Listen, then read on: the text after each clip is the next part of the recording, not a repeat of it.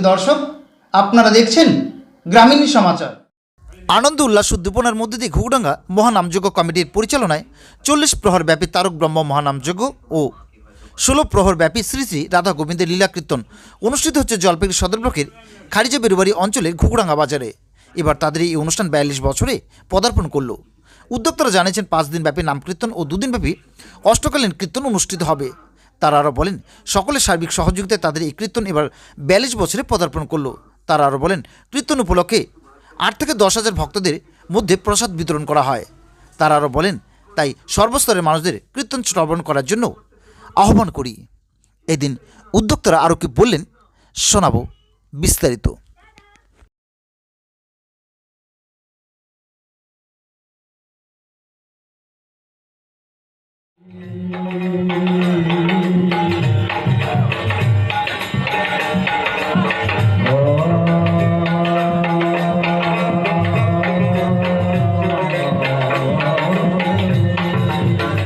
আমাদের এখানে 42 বছর আগে থেকে শুরু হয়েছে আর কি, এবার 42তম চলছে আর কি। হ্যাঁ, আর এখানে অধিবাস 10 ফাল্গুন অধিবাস, 11 থেকে 15 ফাল্গুন পর্যন্ত নাম, 16, 17 হচ্ছে অষ্টকালীন, 5 দিন নাম, 2 দিন অষ্টকালীন, এই 7 দিন আমাদের এখানে আসর চলছে।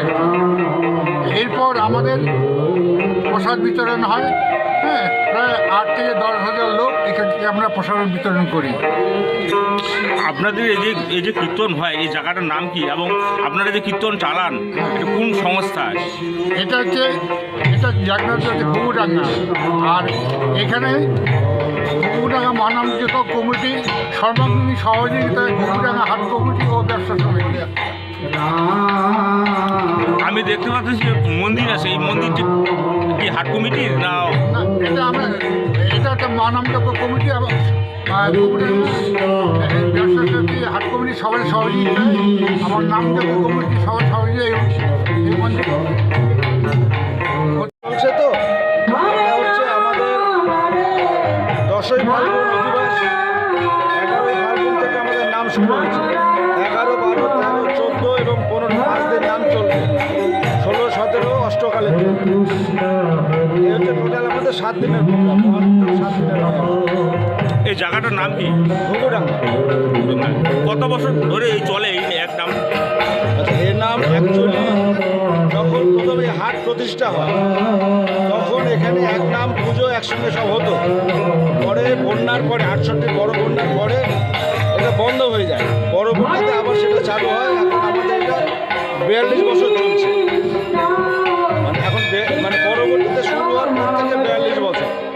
আর যদি আগেরটা ধরি তাহলে এটা প্রায় 73-74 বছর হবে।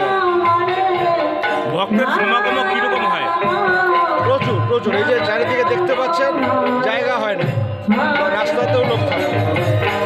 আপনাদের কমিটি থেকে ভক্তদের কোনো কীর্তনের শেষে কোনো প্রসাদের ব্যবস্থা? অবশ্যই আমাদের প্রতিদিন যারা বাইরে থেকে আসেন, প্রতিদিন আমাদের যে যারা গান গায় দল, তাদের যেমন প্রতিদিনের প্রসাদ তো আছে 2 বেলা, সেই সঙ্গে যারা বাইরে থেকে আসেন যেমন জলপাইগুড়ি, হলদিবাড়ি বা আমাদের ময়নাগুড়ি, ধূপগুড়ি থেকে অনেক বাড়ি গেস্ট আসে, আমরা যদি তাদের চিহ্নিত করতে পারি বা দেখতে পারি, তাদেরকেও আমরা প্রতিদিন প্রসাদ দিই। প্রতিদিন আমাদের 300 থেকে 400 লোকের প্রসাদ দেওয়া হয়। আগামীতে কি আশা রাখছেন?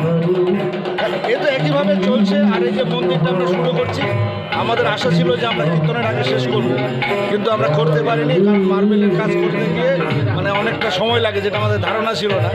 তো এই কীর্তনের পরে আমরা আশা করছি যে পুরো মন্দিরটা আমরা কমপ্লিট করতে পারবো এবং আনুষ্ঠানিক উদ্বোধন একটা আমরা করতে পারবো। আপনার পরিচয়?